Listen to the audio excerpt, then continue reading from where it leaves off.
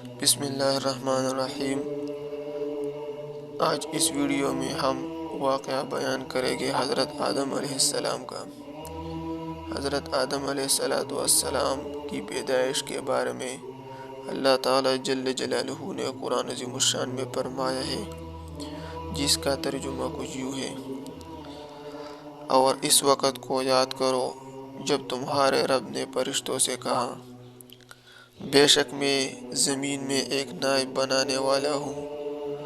تو فرشتوں نے کہا، کیا تو ایسے شخص کو نائب بنائے گا جو زمین میں فساد کرے اور خون بہائے؟ اور ہم تو تیری حمد کے ساتھ تیری خوبی اور پاکیزگی کرتے ہیں۔ تو اللہ جل جلالہ نے کہا، جو میں اس مصلحت میں جانتا ہوں وہ تم نہیں جانتے۔ اور اس نے حضرت آدم علیہ السلام کو تمام نام سکھا دیے، پھر ان کو فرشتوں پر پیش کیا اور فرمایا، مجھے ان چیزوں کے نام بتاؤ اگر تم سچے ہو۔ تو فرشتوں نے کہا، تو پاک ہے، ہمیں کچھ معلوم نہیں مگر جو تو نے ہمیں سکھا دیا، بے شک تو ہی جاننے والا حکمت والا ہے۔ تو پھر ہم نے کہا، اے آدم علیہ السلام، ان کو ان چیزوں کے نام بتاؤ۔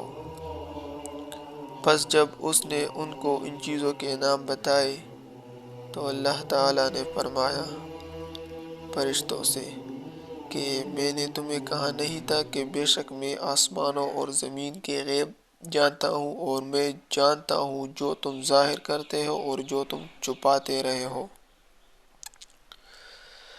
اور اس وقت کو یاد کرو کہ جب ہم نے فرشتوں سے کہا، آدم علیہ السلام کو سجدہ کرو، تو انہوں نے سجدہ کیا مگر ابلیس نے انکار کیا اور تکبر کیا، اور وہ کافروں میں سے ہو گیا۔ اور ہم نے کہا، اے آدم علیہ السلام، تو اور تیری بیوی جنت میں ٹھہرو اور جہاں سے چاہو کھاؤ، اور اس درخت کے قریب مت جاؤ، اگر تم ایسا کرو گے تو ظالموں میں سے ہو جاؤ گے۔ پس ان دونوں کو شیطان نے اس سے پھسلا دیا اور اس جنت میں سے نکلوا کر چھوڑا، اور ہم نے پھر ان سے کہا، اتر جاؤ اس جنت سے، تم ایک دوسرے کے دشمن ہو، اور تم کو زمین میں رہنا اور ایک وقت تک فائدہ اٹھانا ہے۔ پس حضرت آدم علیہ السلام نے اپنے رب سے برائے توبہ چند کلمات سیکھ لیے، اور اللہ تعالیٰ نے ان کا قصور معاف کر دیا۔ یقیناً وہ معاف کرنے والا، رحم کرنے والا ہے۔ پھر ہم نے کہا، تم سب کے سب اس جنت سے اتر جاؤ۔